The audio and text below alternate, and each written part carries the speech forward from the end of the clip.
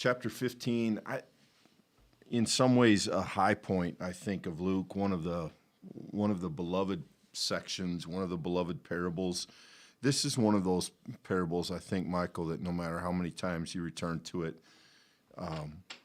I won't say there's maybe something new in it every time, but there's something striking in it every time. This is incredibly well crafted. There's a lot of depth here. There's more character development in some ways than there are in other parables. This is more along the line of a story, and maybe because it's relational, because it involves a family, it's a little easier to connect to. But we will probably spend a couple days here in this parable, generally known as the parable of the prodigal son. Lately, it's also been called the prodigal of the older brother. Sometimes it's called the prodigal of the forgiving father, the loving father. It has lots of names, and I think that reflects the depth and the breadth of the characters in it and the development of those characters. So we'll just kind of go through a couple verses at a time here, and like I said, we'll do our best to get as close as we can to some of the depth and the bottom of this, but that's a tall order. So let's jump in verse 11. Then Jesus said, there was a man who had 2 sons. The younger of them said to the father, give me my share of the property that will belong to me. So he divided his property between them. A few days later, the younger son gathered all he had and traveled to a distant country, and there he squandered his property in dissolute living. Well, let's just maybe start there, Michael. This is not really a thing. Scholars, historians point out that this isn't really a thing that would be done. It's an incredible, it's an offensive, really, request. The younger son is coming dangerously close to saying, I wish you were dead, to his father, or at least I wish I wasn't part of this family. Also, as the younger son, he's really guaranteed no inheritance. But for whatever reason, the way the story is told, this son says to the father, give me what belongs to me. And then, of course, with all of his pockets full of money, he is intrigued by the distant country. And, this is one of the things I like about this parable, Michael, is having preached it. There's so many places to dig in, and one of them is the appeal of the distant country. And you get the sense, I think most of us grow up with some restlessness as a kid. We look outside of our hometown or our home area, and we think, there's a better life out there if I could afford it, if I could do it. And here we have that. We have that sense of unhappiness, that sense of unsettledness.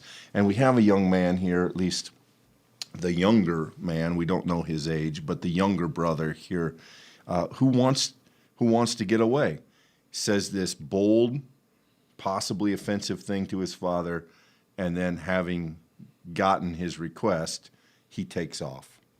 So, Clint, I think one of the benefits of doing a study like the way that we do it, where we slow down, is it gives us an opportunity to see some of the details and facets of a story that you might miss otherwise. Today's a classic example because you're exactly right. I think you make the point, and you say it well, that this parable in particular is incredible at fleshing out characters and sharing the story of characters. And so it makes it a really compelling story. But it's really worth slowing down and not getting to that part right away so that you can see how the story is being told so well. Luke is really recounting this in a beautiful way because the setup to the story is simple, right? You have a man, 2 sons, and the younger is framed as the leading character because he is the one who comes to the father. And in this culture and time and place, per your previous comment, the one who would have expectations of receiving the choice goods from the inheritance would be the older son. And so the idea that Jesus is going to begin this parable, this story, this telling, and he's going to do so with the younger being the one to initiate the conversation about inheritance with father, this would have gripped the original hearers. They would have understood that culturally, we're now talking about a thing that is way out in left field. And Jesus does this, Clint, right? Sometimes he gives parables of the sower, which is a thing that everyone can relate to, and it's about sowing seed. You know, that's a thing that everybody would have had some experience with in that time and place.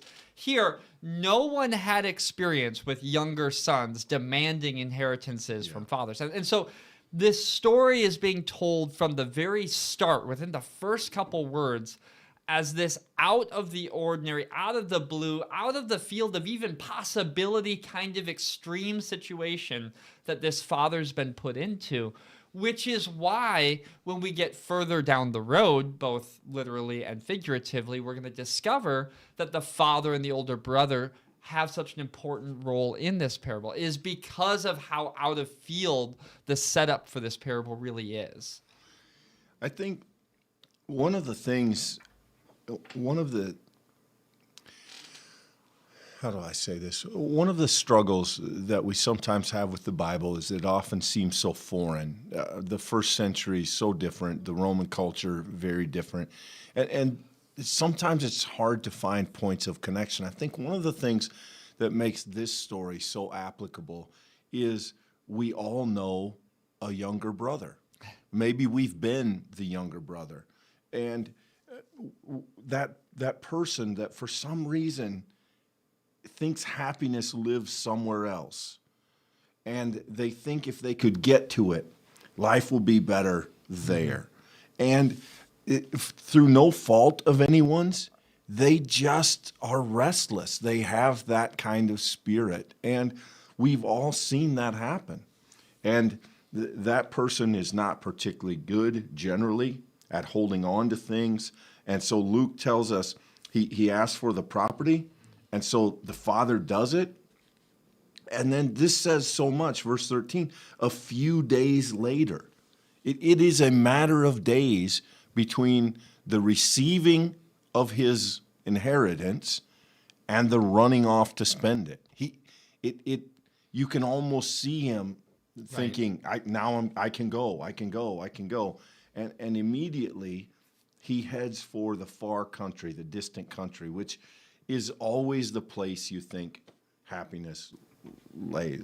We don't know what country that is, and I think to Luke's credit, he doesn't give it a name because, again, we resonate with that idea of thinking that our happiness is someplace else. And then what happens when he's there? He squandered the property in dissolute living. And we'll find out later that dissolute living is a very cleaned up version of what this young man is doing. That's sort of Bible speak for immorality and partying. But I think one of the things, Michael, that is convicting about a story like this is that for some of us, this brings a name to mind. Mm-hmm. And it might be our own name in some cases. But I think we feel like we know this person either personally or relationally. So, Clint, this is one of the aspects of Luke's storytelling that I am just blown away by. In verse 13, look at how quickly Luke is able to portray this young man being separated from his entire inheritance. It's literally just a couple words. There, he squandered his property in dissolute living. Squandered property in dissolute living, gone.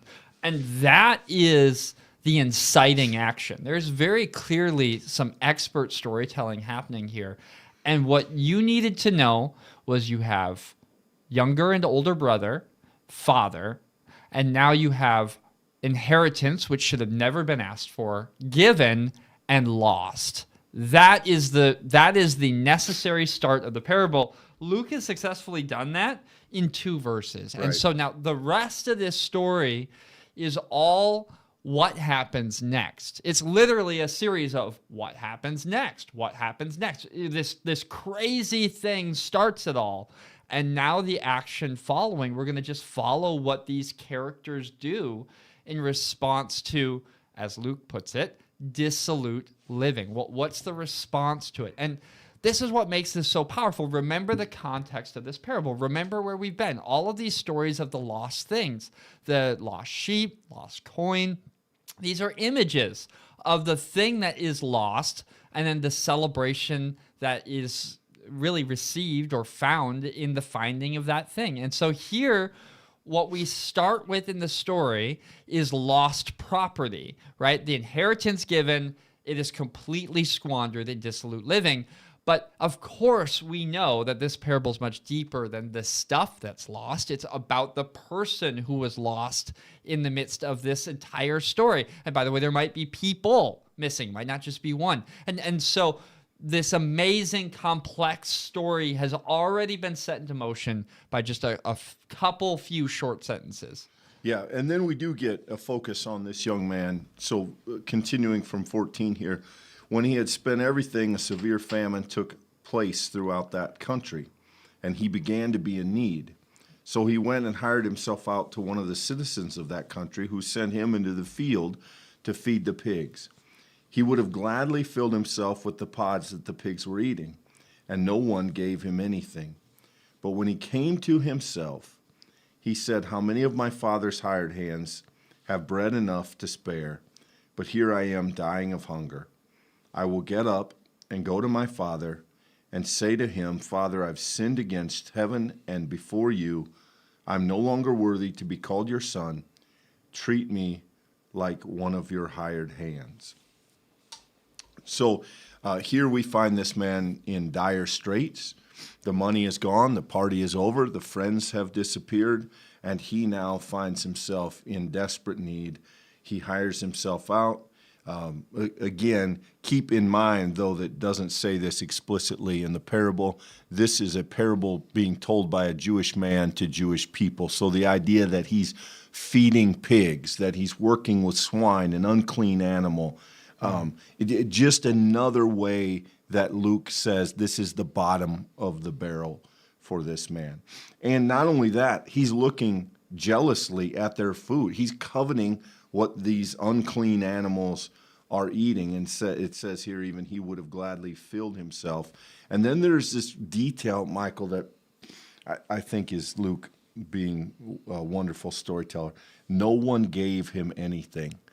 So when he didn't have need at home, he wanted more, and his father gave it to him. Now he's in desperate need away from home in the distant country, and no one will give him a thing. And it's a really nice way that Luke sets up his change of circumstance. Yeah, so we go from the ask that should have never happened to the gift that should have never been received to the gift that is squandered. And I think it is interesting too, Clint, that Luke includes this detail that it wasn't just that he spent all of that, but now there's a famine that takes place in the country. There's further action that makes his situation even worse. It's not only the choices he made himself, but it's the things that happened to him that were even outside of his control. And it's at that point that he tries to take action. It's maybe the first, besides asking his father for money, the first thing he does besides dissolute living is he tries to hire himself out to try to make some money. And of course, it is indeed in the act of feeding pigs that no Jew could have allowed themselves to do except in the absolute worst of imaginable circumstances. Whatever you think would be bottom of the barrel, this represents that to those who heard this story from Jesus's lips. And so this idea that he's longing after the most despicable creature's food, not even the creature itself, is just a telling of how drastic this young man's situation has deteriorated. And it is, of course, the inciting action. The what if that flows out of this is what would happen if I returned to the country, the last place I was given something? What would happen if I return there?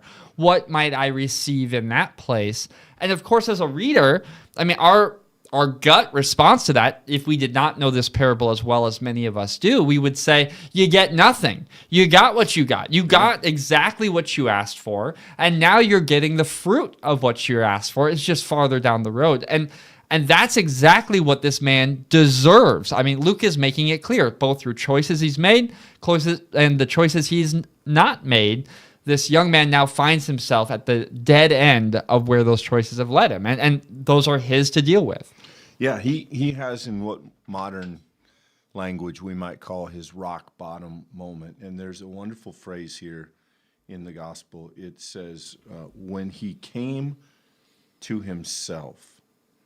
And there's a sense in which that means when he remembered who he was, when he remembered where he was from, but when he came to himself, when he got past this false narrative, when he recognized the distant country as not the place that would make him different, but he remembered who he was. It's a beautiful phrase here, and from a preaching perspective, it's a really nice place to look for some spiritual truth. When he came to himself, he remembered home, and he remembered the Father, and he said, I will go and say, I've sinned, I will confess, I'm no longer worthy to be called your son, treat me as a hired hand. So his plan now is to go back and see if his father will hire him. If he's going to work for someone, he says, I'd rather work for my dad. The men there have plenty to eat. And he takes account of what he's been, and seems willing to pay the price for that, the consequences of that. And so he turns for home. No longer in the context of the story. I don't want to over dramatize this, but in the context of the story, in his mind, he turns for home no longer a son, but an outsider. He goes back to the place that he was once an insider, but he doesn't believe that's still true. He believes he's now an outsider, and he hopes that there is a place there for him as a hired hand. And Clint, for the first time in the story, this character, this young man, portrays a kind of awareness of reality, right? He's received this gift, he's squandered it in dissolute living. But now here, this language, he plans to say, I'm no longer worthy to be called your son. Treat me like one of your hired hands. It is true that this is a true statement. This young man has committed the sins, he's committed immorality, he's committed a great sin against his father and the asking and taking of his inheritance. And now in the midst of all of that, he now seeing himself through that right lens is going to return and ask for mercy. He's going to ask for grace, for forgiveness. And, Clint, I think one has to be careful because a text like this can move from Bible exegesis or studying the scripture, and it can move into preaching and devotion very, very quickly. But it was intended to be open to that. And I really think that we have to say at this point in this story that one of the reasons that this, I think, hits us so deeply is because all of us at some level know what it feels like to turn back to go home. All of the doubts and questioning and the imagining of what's going to happen when you get ready to say I'm sorry to someone who you've hurt, or when it comes time that you have to ask for forgiveness for words you've said or things you've done, and I have to face the reality of this consequence. That moment is a soul-wrenching, a deep and difficult moment in life. For many of us, it's a turning point. It's a point in life where our choice resulted in the outcome of what we know today, both sometimes for the good and for the bad. And the reality is, this young man now sits in that moment, a fulcrum of his life. And he's come to evaluate, it'd be better to be a servant for my father. I've given up sonship, but it's better to be a servant in his house than it is to be a servant in the wayward country. And so with that as the presupposition, with that as the idea that the story will turn, and we will continue asking, as Luke has expertly asked us to ask this entire story, what next? What happens then once you've lost everything, once you're eating or when you're looking at the pig's food with envy, what will happen next if you try to go home? And he's leading us down this road and surprising us at every turn. If you've never been restless and you've never been prodigal, it is perhaps easy to look at this young man and say, good, he gets what he deserved. He wasted his father's money. He squandered the dissolute living. He made poor choices. And now he has to face the consequences of that. And that's right. That's in the story.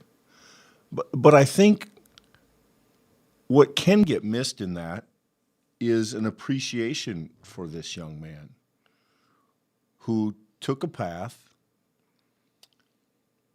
realized through hardship it was a bad path, went to work, and then faced the consequences in confession and repentance, saying, I realize what I've lost, but I'm going to, I mean, yeah, he's tucking his tail in and he's going home, but he's not going home to say, you know, Dad, I put me back in the big house. He's going back to say, can I be a servant? Will you hire me? And I think we have to be careful because of the way the parable is framed, not to underappreciate the journey that this young man has taken. Some of us, for whatever reason, do tend to need to learn things the hard way. And once we've learned those things, they're good things. And it's unfortunate that some people have to do that, have to end up bruised in order to learn some truth.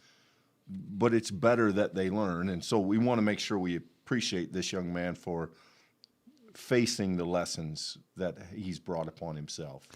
That's really interesting and I think helpful, Clint. And I don't want nor should we spoil tomorrow's story, but I'm going to make a statement that we'll come back to in our discussions tomorrow. And that is quite simply, I think where Luke is going to bring us in the end is going to require us to ask ourselves, am I like this younger brother who's made these choices and is now facing responsibility and consequences for those choices?